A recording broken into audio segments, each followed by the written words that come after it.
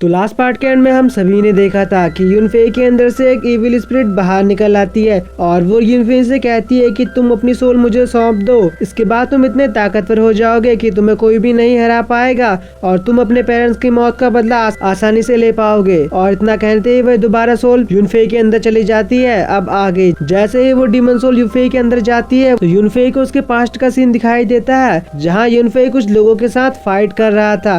तभी वहाँ पर एक बंदा बोलता है कि लिंगलोंग को हमें सौंप दो, नहीं तो तुम यहाँ पर मारे जाओगे। तभी लिंगलोंग कहती है ब्रदर यूनफे, ये बहुत सारे लोग हैं, तुम इनसे नहीं लड़ पाओगे, तुम मुझे इन्हें सौंप दो और यहाँ से अपनी जान बचाकर चले जाओ। जिस पर यूनफे उसे मना करते हुए कहता है कि तुमने भी एक बार मेरी जान बचाई थी, इसलिए मैं तुम्हें ऐसे छोड़कर नहीं जा सकता। हम देखते हैं कि यूनफे काफी ज्यादा घायल होता है पर फिर भी वो उन लोगों से फाइट करने के लिए पूरी तरह से रेडी होता है और सभी लोगों पर अटैक करके उन्हें इंजर्ड करने लगता है। फिर सीन प्रेजेंट में शिफ्ट होता है। तभी मिंग कहती है कि यूनफे की बॉडी में वो डीमन कब्जा करने की कोशिश कर रहा है, जिस पर डिवान वुचन कहता है कि लिंगलोंग की जान बचाते समय यूनफे बहुत ज्यादा कमजोर हो गया था, जिसके बाद उसने 700 दिनों तक कल्टीवेशन करी और इसी दौरान यूनफे के अंदर एक डीमन का जन्म हुआ और डिवान वुचन अपनी एक टेक्निक का यूज करते हुए एक डिवाइन बेल से यूनफे को उसमें कैद कर लेता है। इसके बाद वो कहता है कि मैं इतना ही कर सकता था, इसके आगे यूनफे को खुद ही उस डीमन से लड़ना होगा। इसके बाद हमें पास्ट का सीन दिखाया जाता है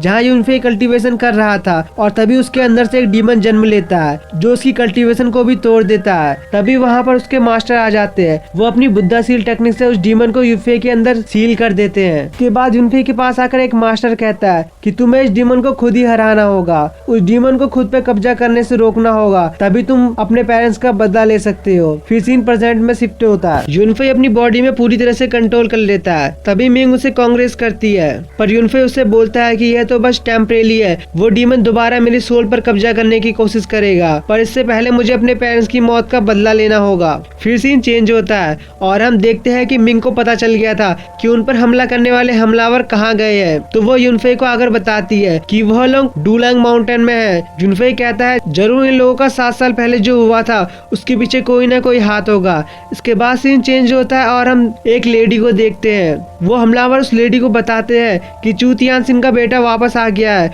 और वो अपने पेरेंट्स का बदला लेना चाहता है और वो बहुत ज्यादा ताकतवर है और उसके साथ उसके 2 साथी भी है और वो भी बहुत ज्यादा ताकतवर है। फिर वो लेडी कहती है मैंने सोचा नहीं था कि वो 7 साल बाद वापस आएगा, अब वो आ ही गया है तो मुझे उससे उसके फादर की जेड स्लिप लेनी होगी जो मैं उसके फादर से नहीं ले पाई थी। और जेड स्लिप का नाम सुनते ही वो सभी हैरान हो जाते हैं और बोलते हैं तो यह बात सच थी कि जेड स्लिप चू तियानसिन के पास ही है और अब हम उसके बेटे से उसको किसी भी हालत में हासिल करके रहेंगे। फिर नेक्स्ट सीन में हम यूनफे और उसके साथी को देखते हैं जो ब्रोकन सोल माउंटेन की ब्रांच हॉल में आए थे। यूनफे उस माउंटेन के अंदर जाने लगता है पर तभी मिंग उसे रोक लेती है और उन्हें एक पत्थर की ओर इशारा करती है। फिर डिवान वुचन उस पत्थर में लिखा हुआ पढ़ने लगता है। वो बताता है कि अगर इस माउंटेन में अपनी सोल को सैक्रिफाइस कर दिया जाए तो हम कुछ भी जान सकते हैं। जिस पर मिंग कहती है तो क्या हम इस माउंटेन में अपनी सोल को सैक्रिफाइस करने जा रहे हैं। यूनफे कहता है कि तुम इसकी चिंता मत करो, तुम्हें कुछ नहीं होगा, इस माउंटेन और मेरा कोई रिश्ता है। इसके बाद वो तीनों अंदर चले जाते हैं। तभी वहाँ पर एक पोर्टल ओपन होता है और तीनों उस पोर्टल के अंदर चले जाते हैं